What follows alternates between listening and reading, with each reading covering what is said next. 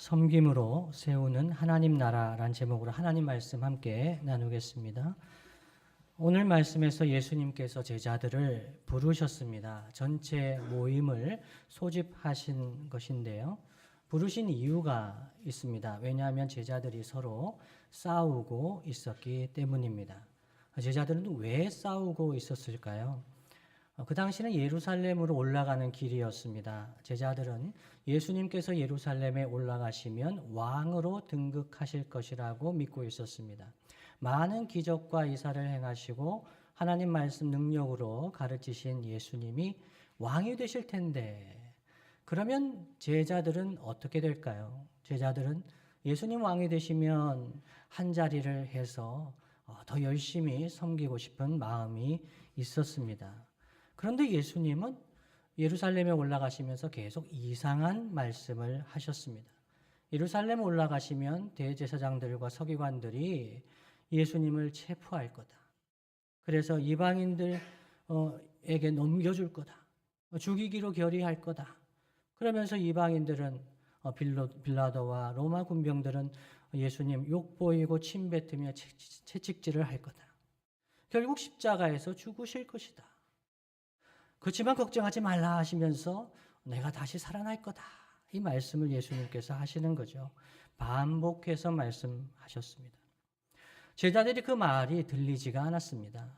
예수님 왕이 되셔야 되는데, 이스라엘 나라를 회복하셔야 되는데 예수님 저렇게 나약한 말씀을 하고 계시나, 우리들이 지켜야지, 예수님 왕이 되셔야 해.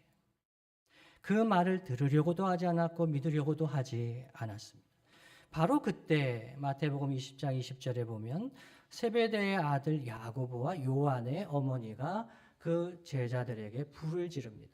뭐라고 했냐면요, 인사청탁을 했습니다. 21절 말씀에 나와 있는데요, 그 말씀을 쉽게 말씀드리면 이렇습니다. 예루살렘에서 주의 나라를 세우실 때 믿고 있는 거죠. 예루살렘 올라가면 주의 나라를 세우실 텐데, 그때 이 두 아들을 좌청룡 우베코 같이 양옆에 앉혀주십시오 라고 청탁을 했습니다. 다른 10제자가 그것을 보고 환장하는 것 같았어요. 이럴 수가 있나, 어떻게. 분하게 생각했다 그럽니다. 왜 화가 났을까요? 다른 10제자도 예수님의 오른팔과 왼팔이 되고 싶었기 때문이 아닐까 생각할 수 있습니다. 그리고 야고보와 요한이 불공정하다, 반칙을 했다. 공정하게 경쟁을 해야지 왜 어머니를 동원해서 그렇게 청탁을 하느냐. 화가 났습니다. 그래서 다툼이 일어난 거죠. 만일 예수님의 왼쪽 오른쪽에 앉는 것이 고난받는 길이고 굉장히 고생하는 것이었다면 그걸 어떻게 생각했을까요? 요한아, 야고보야, 너무 고맙다. 내가 이거를 안 하게 돼서 너무 고맙다. 그렇게 얘기했을 텐데 이 제자들은 예수님 양옆에 앉고 싶었던 거죠. 예수님께서 그들의 마음을 아셨는지 오늘 읽은 본문 말씀처럼 말씀하셨습니다. 25절부터 27절까지 말씀 제가 읽어드립니다. 예수께서 제자들을 불러다가 이르시되, 소집하신 거죠. 이방인의 집권자들이 그들을 임의로 주관하고 그 고관들이 그들에게 권세를 부리는 줄을 너희가 알거니와. 상식이죠. 예. 고관들, 집권자들은 자기의 마음에 따라서 통치하는 거죠. 예. 권세를 행사해야죠. 지도자인데 권세를 행사하지 않으면 그 나라가 설 수가 없는 것 아니겠습니까? 그렇지만 너희들 그거 알지만 26절 말씀 보시면 너희 중에는 그렇지 않아야 하나니 말씀. 너희 중에는 그렇지 않아야 하나니. 주의 나라를 생각하면서, 하나님 나라를 생각하면서 그 나라에서 섬기고 봉사하려는 마음이 있다면 너희들 중에는 하나님 나라는 그렇지 않아야 하나니라고 하시면서 너희 중에 누구든지 크고자 하는 자는 너희를 섬기는 자가 되고, 27절에요. 너희 중에 누구든지 으뜸이 되고자 하는 자는 너희의 종이 되어야 하리라 라고 말씀하셨습니다. 그러면서 예수님께서 오신 것도 왜 오셨는가를 28절에서 말씀하시죠. 28절 말씀을 다 함께 한번 읽어보겠습니다. 시작. 인자가 온 것은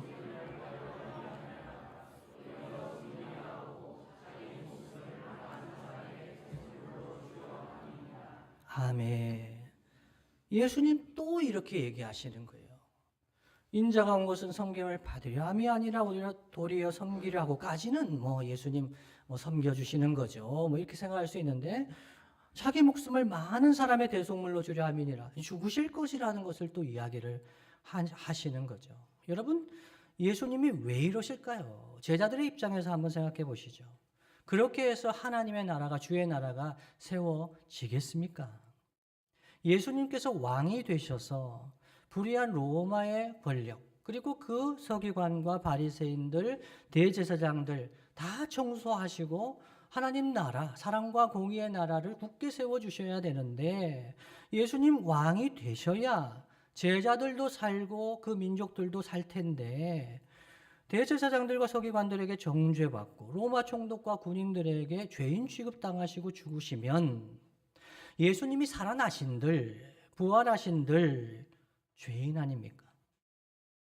그리고 그 죄인을 따르던 제자들은 어떻게 될까요? 수배 대상 1순위가 되는 겁니다. 그들의 삶이 평탄할 수가 있겠습니까? 나라를 세울 수가 있겠습니까? 그리고 지금은 여러분 우리가 종이 없는 시대를 살아가지만 물론 실질적으로는 종이 있습니다만은 신분적으로 종이 없는 시대를 살아가기 때문에 타인의 종이 된다, 섬긴다는 것의 의미가 와닿지는 않지만 그 당시에 누구를 섬긴다는 것이 가지는 것은 타인의 종이 되는 겁니다. 신분적으로 예속되는 거죠. 여러분, 그렇게 해서 어느 세월에 이스라엘 나라가 회복이 되겠습니까? 하나님 나라가 세워지겠습니까? 하나님 나라가 어떻게 세워지는가? 우리 주님은 말씀하시죠. 하나님 나라는 섬기는 자를 통해서 세워지는 나라인 줄로 믿습니다. 하나님 나라는 사람의 나라와 다릅니다. 하나님 나라는 섬김을 통해서 세워집니다. 물론 사람의 나라도 섬기는 자들 때문에 세워집니다. 다 섬긴다고 이야기를 합니다. 헌신하는 사람이 있어야 세워집니다. 섬깁니다. 그런데 사람의 나라에서는 높은 사람을 잘 섬겨야 높아지고 나라가 잘 섭니다. 내 상관이 누군가가 중요합니다. 내 사수가 누군가가 중요하죠. 잘 따라야 됩니다. 그래야 질서가 생기고 그 나라가 세워지게 되는 거죠. 사람을 섬겨야 되는 거예요. 높은 사람을 섬겨야 됩니다. 그렇다면 하나님 나라 백성은 누구를 섬겨야 한다고 하십니까? 예수님은 주님을 섬기는 자가 되라고 하지 않으셨습니다. 예수님은 주님의 종이 되어야 된다고 하지 않으셨습니다. 예수님은 주님의 나라에서 하나님의 나라에서 큰 자가 되려면 사람을 섬기라라고 말씀하셨습니다. 그런데 여러분, 이건 너무 구시대적인 생각이 아니겠습니까? 요즘 누가 누구를 섬긴다고 할 수가 있겠습니까? 자유 대한민국에 살아가는데 요즘은 섬기려 하지도 않고 누가 나를 섬긴다고 해도 의심하거나 부담스러워 할 수 있습니다. 여러분, 어떤 자매님이 여러분에게 오셔서 내가 당신을 평생 섬기겠습니다라고 하면 어떤 마음이 드시겠습니까? 그러지 마세요. 그러지 마세요. 평생 엄청 부담되는 거죠. 예. 어떤 남자분이 여러분에게 오셔가지고 내가 자매님을 평생 섬기겠습니다. 잘 죽도록 종이 되어 섬기겠습니다. 종 필요 없습니다. 예. 이 시대에는 섬긴다는 것이 너무 구시대적인 이야기 아닙니까? 민주주의 사회에서는 더 이상 주종관계도 없는데 종이 되어 섬긴다는 것이 이 시대에 과연 타당한 말입니까? 주님의 말씀이 이 시대에 어떤 의미가 있을까요? 여러분, 지금도 누군가를 사랑하게 되면 섬기게 됩니다. 누군가를 사랑하게 되면 이제 섬기는 것이 시작이 됩니다. 사랑하면 기꺼이 종이 됩니다. 이 종의 수준이 좀 낮을 수도 있습니다. 그게 섬기는 거야? 똑바로 해. 이렇게 할 수는 있습니다. 그런데 사랑하게 되면 조금씩 내가 그 사람의 종이 돼요. 섬기게 되는 거죠. 기쁨으로 섬기게 됩니다. 예를 하나 들어볼게요. 어머니는 자녀의 종이 되고 싶어 합니까? 주인이 되고 싶어 합니까? 참 이상하죠. 어머니들은 자녀의 종이 되고 싶어 합니다. 기꺼이 종이 되고 싶어 합니다. 어머니들이 그렇게 못난 어머니들이 아닙니다. 신여성이고 정말 똑똑한 여자, 따질 것 없습니다. 어머니가 되면 이 자녀를 위해서 내가 기꺼이 종이 되고 싶어 합니다. 물론 이 다른 어머니도 있습니다. 예, 자녀를 좀 사랑하지 않는 어머니도 있습니다. 그런데 자녀를 사랑할수록 더 자녀를 섬기게 되는 거죠. 아이를 낳았을 때, 낳고 아이가 자라서 청소년이 될 때 더 한 번 이 섬김에 도전을 받습니다. 이게 완전 상전이구나, 이것이. 이 나이가 되면 나를 좀 섬겨야 될 것 같은데, 아니 유치원에서 뭘 가르치는 거야 도대체. 어머니 아버지에게 이 그림으로 카네이션 그려가지고 하는 것보다 이제 좀 현물을 가져오고, 좀 되도록이면 이제 이렇게 뭘 넣어서 이렇게 그렇게 나를 섬겨야 될 것 같은데, 아이들이 그렇지는 않은 거죠. 그때 어머니 아버지들은 어떻게 합니까? 아유, 얘는 틀렸다, 그냥 다른 집에 보내야겠다 하지 않으시잖아요. 더 낮아지는 거죠. 더 섬김을 선택합니다. 왜요? 사랑하기 때문에 그렇습니다. 그러다 보면 자녀의 행복이 나의 행복이 됩니다. 자녀에게 유익한 것이라면 기꺼이 헌신하는 그런 부모가 있는 거죠. 우리 예수님께서도 왜 예수님이 스스로 종이 되시고 섬기셨는가? 그건 예수님께서 우리를 사랑하셨기 때문입니다. 우리를 사랑하셔서 스스로 종이 되어 섬겨주셨습니다. 우리를 구원하시기 위해 종이 되셔서 십자가 고난을 선택하셨습니다. 그래서 자기 목숨을 대속물로 주셨습니다. 우리가 죽어야 하는데, 우리가 죄의 종이 되어서 죄와 허물로 죽었는데, 예수님이 우리를 속량해 주시기 위해서 대속물이 되어 주신 겁니다. 왜요? 사랑하셔서 그렇습니다. 이 사랑을 받은 제자들이 예수님 사랑을 증언합니다. 예수님께서 제자들을 사랑하시되 어떻게 사랑하셨는가? 제자 요한은 이렇게 증언합니다. 요한복음 13장 1절 말씀입니다. 함께 한번 읽어볼까요? 시작. 유월절 전에 예수께서 자기가 세상을 떠나 아버지께로 돌아가실 때가 이른 줄 아시고 세상에 있는 자기 사람들을 사랑하시되 끝까지 사랑하시니라. 아멘. 제자들을 사랑하시되 끝까지 사랑하신 주님이 어떻게 행하셨는가? 이어지는 말씀에 요한복음 13장 14절 15절 말씀입니다. 제가 읽어드립니다. 내가 주와 또는 선생이 되어 너희 발을 씻었으니 너희도 서로 발을 씻어주는 것이 옳으니라. 15절. 내가 너희에게 행한 것 같이 너희도 행하게 하려 하여 본을 보였노라. 아멘.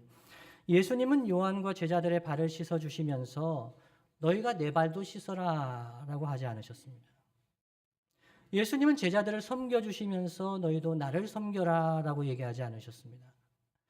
내가 주와 선생이 되어 너희 발을 씻었으니 너희도 서로 발을 씻어주는 것이 옳으니라 라고 말씀해 주셨습니다. 따라서 예수님의 섬김을 받은 제자들이 주님을 섬기는 것이 아니라 주님이 맡겨주신 사람들을 섬기기를 예수님은 원하셨습니다. 이것이 우리가 십자가의 주님을 사랑하며 섬기는 길이다라고 할 수가 있겠습니다. 오늘 말씀 우리 삶 가운데 한번 적용해 보기를 원합니다. 첫 번째는요, 섬김을 받아본 사람이 섬길 줄을 압니다. 여러분 동의가 되십니까? 섬김을 받아본 사람은 섬길 줄을 압니다. 헌신적인 부모님, 조부모님의 사랑과 섬김을 받아본 사람, 교회 학교의 선생님과 장로님, 권사님, 집사님, 신앙의 선배의 헌신과 섬김을 받아본 사람, 그 사람이 섬김을 알고 깨닫고 실천할 마음이 생깁니다. 그러나 섬김을 받아보지 못한 사람은, 섬김을 모르는 사람은 섬긴다고 하는데 보면 자기의 유익과 자기의 이익, 자기 만족을 위해서 섬기는 경우가 많습니다. 말은 섬긴다고 하는데 실제로 보면은 자기를 섬기는 경우가 많은 거죠. 그래서 우리는 먼저 주님 안에서 섬김을 받아야 합니다. 성도가 하나님 나라 백성이 받아야 될 첫 번째 섬김이 무엇이냐면 그것은 예수님의 섬김입니다. 예수님께서 나를 섬겨주셨다는 것, 예수님께서 나의 종이 되셔서, 사람의 종이 되셔서 이 땅에 오셔서 십자가 대속의 죽음을 죽으셨다는 것, 그것이 나와 무슨 상관이 있는 것을 아는 사람, 이 섬김을 받은 사람이 섬기게 됩니다. 요한복음 13장 8절 말씀 이렇게 증거합니다. 제가 읽어드립니다. 베드로가 이르되 내 발을 절대로 씻지 못하시리이다 하죠. 이 절대로는 다른 말로 하면 영원히라고 할 수 있습니다. 예수님, 제발 절대로 영원히 씻을 수 없어요. 예, 그렇게 얘기하는 거죠. 엄청나게 주님을 섬기는 것 같습니다. 베드로가. 그런데 주님이 이렇게 말씀하십니다. 예수께서 대답하시되 내가 너를 씻어주지 아니하면 네가 나와 상관이 없느니라 말씀합니다. 예수님이 이 베드로를 씻어주지 아니하면, 이 관계가 맺어지지 아니하면 상관이 없다. 그러니까 예수님이 나를 위해 십자가에서 죽으셨다는 것이 무엇인지, 그것을 믿고 그것이 내 마음을 때리고 변화시킬 때, 그때 예수님을, 이 섬김이 나를 위한 섬김인지 알게 된다는 거죠. 이 섬김을 모르면 교회에서 아무리 봉사를 하라고 해도, 아무리 섬기라고 해도 이해하지 못합니다. 내가 왜 교회에서 이렇게 봉사를 해야 되는가? 교회에서 봉사하면 돈을 줍니까? 혹시 줍니까? 장학금을 주는 교회는 있더라고요. 청년들이 봉사를 하면 장학금을 주는 교회가 있습니다. 근데 교회에서 헌신하면 누가 큰 자리를 줍니까? 권력이 생깁니까? 없잖아요. 그런데 하나님 나라에서 섬긴다는 것, 이유가 무엇인가? 예수님 사랑을, 그 섬김을 받았기 때문에 섬기게 됩니다. 이거 첫 번째 우리가 받아야 될 섬김입니다. 두 번째는요, 우리가 받아야 될 두 번째 섬김은 교회를 통한 섬김입니다. 성도를 통한 섬김을 받아야 합니다. 교회의 머리가 되시는 예수님은 지금도 지체된 성도들을 통해서 우리를 섬기십니다. 저는 어릴 때 제가 저절로 큰 줄 알았습니다. 저만 그런지 모르겠지만 저는 청소년기까지 제가 저절로 큰 줄 알았습니다. 그래서 이 집이 너무 싫었습니다. 그래서 부모님께 내가 왜 이 집에 태어난지 모르겠다고 그렇게 말씀을 드렸습니다. 얼마나 부모님이 속을 썩으실지 아시겠죠? 제 족쇄라고 생각했습니다. 이 집을 떠나야 된다. 혼자 큰 거죠, 제가. 여러분 웃으시지만 그런 아이들이 있습니다. 근데 영적으로도 그렇습니다. 영적으로도. 물과 성령으로 거듭난 이후에 영적인 어린아이가 되었을 때 저절로 큽니까? 여러분, 아이가 태어나면 어디로 보내야 될까요? 1번 병원, 2번 고아원, 3번 가정. 네, 자매님들 주로 이제 무슨 말씀 그렇게 하세요라는 표정인데요. 당연히 가정으로 가야 되죠. 근데 남편들은 조금 다른 생각입니다. 뭔가 좀 잘 키워서 보내주기를 원합니다. 네. 좀 요양원에 된다. 네, 뭐라 그러죠? 산후조리 하는, 네. 거기 좀 있다가, 왜요? 남편이 편하잖아요. 네, 그렇게 하고, 좀 아이들도 좀 누가 돌봐주고, 말 좀 하고 알아들을 만할 때까지 누가 돌봐주면 좋겠다 생각하죠. 그러나, 아이가 태어나도 수많은 사람들이 그 아이를 위해 달라붙습니다. 그 아이를 위해 섬깁니다. 그러면서 그 아이가 건강하게 안전하게 잘 자랄 수 있도록 애를 쓰는 거죠. 지금까지 제가 이 자리에 오기까지 저를 위해서 섬겨주신 분들이 너무나 많다는 거죠. 혼자 자란 것 같은데 좀 철이 들면 그걸 깨닫게 되는 거죠. 말씀의 젖을 먹여주셨던 여러 목사님, 전도사님, 선교사님, 저를 위해 기도해 주시고 신앙의 본을 보여주셨던 교회와 학교의 선생님들, 물심양면으로 저를 위해 섬겨주셨던 많은 분들, 그분들을 너무나 많습니다. 헤아릴 수도 없습니다. 그래서 제가 조금 철이 들었을 때 그분들의 섬김을 깨닫고 감사의 말씀을 차례로 전하기 시작했습니다. 선생님 감사합니다. 전화드리고 가까이 계시면 찾아뵙고 그렇게 하기 시작했습니다. 선생님 그때 대들고 말 안 듣고 가출하고 힘드시게 해서 죄송합니다. 말씀드렸습니다. 이제는 조금이나마 보답하며 살겠습니다. 말씀드렸습니다. 그런데 한 분이 이렇게 말씀하셨습니다. 존댓말을 쓰시면서 저에게 말씀하셨습니다. 목사님, 나한테 보답하지 마시고 다른 사람을 그렇게 섬겨주시면 좋겠습니다. 저는 그 말씀 듣고 충격을 받았습니다. 나는 나를 섬겨주신 분들을 보답하고 섬기고 이제는 좀 그분들을 은혜도 갚고 그렇게 하고 싶은데 그분들은 그러지 말고 다른 학생들, 다른 사람들, 섬김을 받지 못하는 사람들, 그 사람들을 섬기고 도와달라고 그렇게 부탁을 하셨습니다. 지금 생각해 보면 그 선생님의 말씀은 주님의 마음이 아니었을까 그렇게 생각을 합니다. 주님은 주님을 섬기라고 하지 않으시고 주님이 맡겨주시는 영혼들을 섬기라고 하십니다. 둘째로 그래서 이 섬김을 주님의 섬김과 교회를 통한 섬김을 받은 성도들, 섬김을 받은 사람은 타인을 섬기며 살게 됩니다. 타인을 섬기며 살아야 된다고 말씀드리는 것이 아닙니다. 이 섬김을 깨닫게 되면 많은 사람들이 나를 위해서 이렇게 섬겨주었구나. 주님이 나를 이렇게 섬겨주셨구나. 깨닫게 되면 섬기게 됩니다. 타인에게 다른 사람에게 복이 되고 싶은 마음이 생깁니다. 아브라함에게 주셨던 언약의 말씀이 우리 안에 이루어지기를 간절히 원하는 마음이 생깁니다. 그런데 참 아이러니한 것은 섬겨주신 분들에게 감사하며 보답하며 잘 섬기고 싶은 마음이 들 때는 그분들이 이제 이 세상에 계시지 않는 경우가 많습니다. 그 선생님이, 그 성도님이 지금 이 세상에 안 계시는 경우가 많습니다. 그래서 어떤 집사님이 교회에서 어르신 섬김을 열심히 하는 분이 있었습니다. 이정교회의 집사님입니다. 이분이 왜 어르신 섬김을 이렇게 열심히 하시는가? 매주 밥을 해가면서 어르신들 위해서 사방팔방 뛰어다닙니다. 그래서 그분에게 여쭤봤습니다. 집사님, 왜 이렇게 열심히 섬기십니까? 그때 그 집사님 말씀이 아버님을 모셨는데 그 아버님이 혼자 그 결혼을 안 한 집사님이었어요.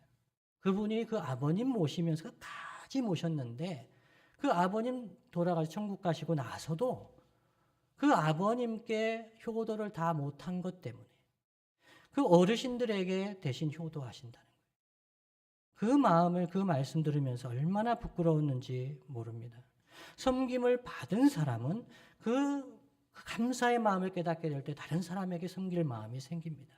그렇다면 여러분, 우리가 타인에게 우리가 주고 싶은 또 줄 수 있는 복은 무엇일까요? 우리가 뭘 줄 수 있을까요? 우리가 돈을 줄 수 있을까요? 건강을 줄 수 있을까요? 친구가 되어 시간을 함께 할 수가 있을까요? 예, 할 수 있겠지요. 그런데 우리가 뭘 줄 수 있을까? 여러분, 그 중에서 한 가지 꼭 기억했으면 좋겠습니다. 그들이 우리 때문에 예수님을 만나게 되면 정말 좋겠습니다. 그들이 우리 때문에 예수님의 사랑을 알게 되면 좋겠습니다. 그들이 우리 때문에 예수님이 그들을 얼마나 사랑하시는지 그들이 알면 좋겠습니다. 우리의 섬김 때문에 그들이 우리를 섬기게 되는 것이 아니라 우리가 그들을 섬겼기 때문에 그들이 우리에게 보답하는 것이 아니라 그들이 예수님을 믿고 사랑하게 되면 정말 좋겠습니다. 그런데 이 일은 혼자서 할 수가 없습니다. 한 영혼이 예수님을 믿고 거듭나게 되는 것, 이것은 마치 어린아이 하나가 태어나는 것 같이 이 출산의 과정처럼 많은 사람들이 섬기게 됩니다. 그 영혼을 위해서 기도해주고 그 영혼이 어려울 때 도와주고 돌봐주고 끝까지 기다려주고 인내하는 그런 섬김, 많은 사람의 섬김이 필요합니다. 여러분의 자녀 중에 혹시 자녀가 있으시면 태어날 때 손을 들고 어머니에게 감사하며 태어난 자녀가 있었습니까? 엄마 너무 감사해요. 나를 이렇게 품어주고 지금까지 안전하게 지켜서 내가 이제 태어났네요. 엄마 이제 걱정하지 마세요. 내가 알아서 잘 클 테니까. 그런 아이가 있습니까? 그때부터 고난이 시작되는 거죠. 막 울면서 이제 계속 돌봐줘야 됩니다. 위기의 순간도 얼마나 많습니까? 그때 혼자서 어떻게 돌볼 수가 있습니까? 많은 사람들이 그 영혼을 위해서 돌봐주는 것이죠. 한 영혼이 거듭나는 과정에서도 수많은 사람들이 오래 참으며 섬깁니다. 태어나서 자라는 과정에서는 어떻습니까? 어린 성도, 영적으로 어린 성도들이 하나님의 자녀로 성장하고 성숙하도록 섬기는 사람들이 많이 필요합니다. 내가 배 아파서 낳은 자식은 아니지만 하나님 자녀로 여기면서 사랑하고 섬길 사람들이 필요합니다. 그런데 그렇게 섬기다 보면 어떤 일이 있습니까? 배은망덕한 행동을 할 때가 있습니다. 나는 이렇게 섬기고 돌봐주면, 그러면 그 영혼이 집사님 너무 감사해요. 교회학교 교사로 이렇게 저를 위해 섬겨주셔서 너무 감사해요. 이럴 것 같으시죠? 안 그렇다는 거예요. 섬기를 받는 아이들은 내가 다른 가정에 태어났어야 돼 하는 것처럼 내가 다른 교회로 가야 돼 이렇게 얘기하는 친구도 있을 수 있습니다. 또 어떤 친구는 나는 정말 혼자 크고 있는 것 같아. 아무도 돌봐주는 사람이 없어. 이런 얘기를 할 때가 있습니다. 영적으로 자라는 과정에 있는 거죠. 그래서 우리는 섬길 때 보답을 기대하지 말아야 됩니다. 은혜가 기대하지 말아야 됩니다. 그냥 우리가 받았던 섬김을 기억하면서 섬기는 거죠. 영적인 아이들을 섬길 때 힘들 수도 있습니다. 그때 주님의 마음을 더 깨닫게 되는 거죠. 제자들을 위해서 끝까지 참으시고 기다려주신 주님의 사랑을 기억하게 됩니다. 오히려 그럴 때, 오히려 섬기다가 고난을 당할 때, 오히려 섬기다가 그런 말을 들을 때 주님께서 우리에게 주시는 복이 더 크다고 생각을 합니다. 말씀을 마무리하겠습니다. 주님이 사랑하시는 성도 여러분, 하나님 나라 백성으로 살아갈 때는 섬김을 받고 높아지려는 마음과 끊임없이 싸워야 합니다. 끊임없이 싸워야 합니다. 아빠와 엄마가 자녀를 키우면서 끊임없이 싸웁니다. 끊임없이. 이만하면 자녀가 알아줘야 될 것 같은데, 여러분 얼마나 되면 알아줄 수 있겠습니까? 1번 10살, 2번 20살, 3번 30살. 3번이요? 1부 예배 때 물어보니까 40은 넘어야 된다고 답을 하셨어요. 40이 넘으면 깨달을까요? 기대하지 말아야 돼요. 기대하지 말아야 돼요. 하나님 나라 백성은 인정받고 섬김을 받으려는 마음이 들 때 섭섭한 마음이 듭니다. 내가 이렇게 섬겼는데, 내가 이 사람을 위해서 이렇게 기도하고 물질적으로 섬겼는데 왜 몰라줄까 하는 마음이 들 때, 섭섭한 마음이 들 때 싸워야 합니다. 이러면 안 되지. 서로 높은 자리를 차지하려고 다투었던 제자들 같이 섭섭한 마음이 생길 때 싸워야 합니다. 제가 두레교회에 와서 2023년 이맘때쯤 교회 평가를 앞두고 사실 힘들었더랬습니다. 교회 평가를 설문조사를 하고 발표를 하는 기간에 좀 알 수 없는 힘든 그런 마음이 있었어요. 왜 힘들까 생각을 해봤습니다. 편하지가 않았습니다. 보니까 이 시험을 치는 학생처럼 시험 성적이 나오는 것 같은 그런 느낌을 제가 가진 거예요. 제가 악몽을 꿀 때 어떤 악몽 꾼다고 말씀드렸죠? 시험 치는 거. 그게 제가 악몽이에요. 그런데 시험을 치는구나. 그리고 회사의 직원인 것처럼 내가 평가를 받는구나. 이런 마음이 드니까 제 마음이 불편했던 거예요. 그런데 새벽에 기도하면서 이런 생각이 들었습니다. 내가 종이 맞나? 내가 종이 맞나? 주님의 종은 맞는데 사람의 종은 아닌가? 이런 생각이 들었어요. 주님을 섬기고 싶어 하는 사람들은 많은데, 주님은 사람을 섬기라고 하셨는데, 사람의 종이 되라고 하셨는데, 제가 불편했던 것은, 내가 학생으로 생각하고 있구나. 내가 직원으로 생각하고 있구나. 불편한 거죠. 내가 종이구나 하는 생각을 그때 실감했습니다. 머리를 한 대 세게 얻어맞은 것 같았습니다. 주님은 주와 선생이 되어 섬기셨는데, 주님은 나에게 형제 자매를 섬기라고 하셨는데, 종이 되어 섬기라고 하셨는데, 나는 주님의 종은 되고 싶으면서도 주님은 섬기고 싶다고 하면서도 평가받는 것을 어려워했구나, 불편해했구나, 이런 생각이 들었습니다. 그래서 제가 그때 생각을 바꿨습니다. 나의 성적표라고 생각하지 않게 됐습니다. 제가 종인데 무슨 성적을 받습니까? 성적은 학생이 받는 거잖아요. 등록금 내고 학생이 성적표 받는 거잖아요. 종이 무슨 성적표가 있습니까? 무슨 종에게 고과가 있습니까? 종은 그냥 섬길 뿐이지요. 그러면 이 교회 평가는 무엇일까? 교회를 통해 말씀하시는 주님의 뜻이라고 생각해야겠다.